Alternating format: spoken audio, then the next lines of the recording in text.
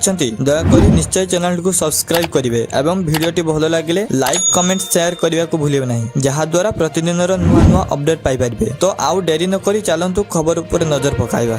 अभूत रहस्य परिपूर्ण समग्र विश्व।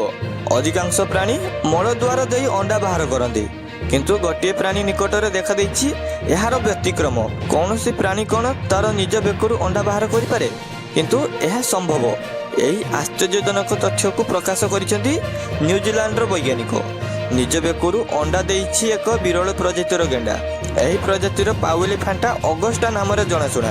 यहाकू माउंट अगस्ट सेल मध्य कहा जाए। यही गेंडा गुड़ी को प्राय 20 वर्ष धरी बंदी अवस्था रखा जाइथिला किंतु प्रथम थर पई गवेषक माने एक गेंडा को अंडा देइथिबार देखिछंती।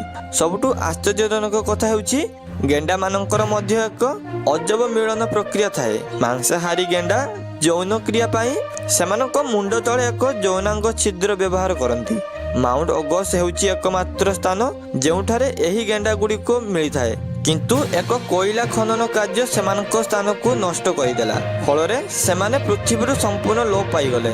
न्यूजीलैंड संरक्षण विभाग बा डीओसी 2006 मसीह हकी टीकार गेंडा प्रजनन आरंभ करथिले।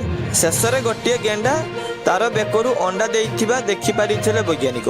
डीओसी यूट्यूब रे यार एक वीडियो मध्य शेयर करिसेंती। गेंडा मानकर जत्न नेबाकू अनेक परिश्रम करिसेंती एही विभाग। दीर्घ 20 वर्ष रे प्रथम थर पई गोटी अंडा देइथिबा कहिसेंती रेंचर लिसा फ्राग्ना। से कहिसेंती आमे गेंडा को ओजन करबा समय रे अंडाटी तार बेकरू बाहरी थिला। अन्य गेंडा परी माउंट अगस्ट गेंडार मध्य पुरुष एवं स्त्री उभय यौनांग थाए। सेमाने अन्य कौनसी गेंडा सहित मिलन करिपारिबे। यौन संपर्क रखिबा पई गेंडा सेमानकर बेकर तळ पार्श्व एक यौनांग छिद्र व्यवहार करती। यह सेमानक शरीरर सही स्थान जेउठारे सेमाने अंडा दियंती। पोषक तत्व रे भरपूर क्षीर आपण मानक शरीर पाई लाभदायक। आपण एहाकू सठिक मात्रा रे सेवन करिबा आवश्यक।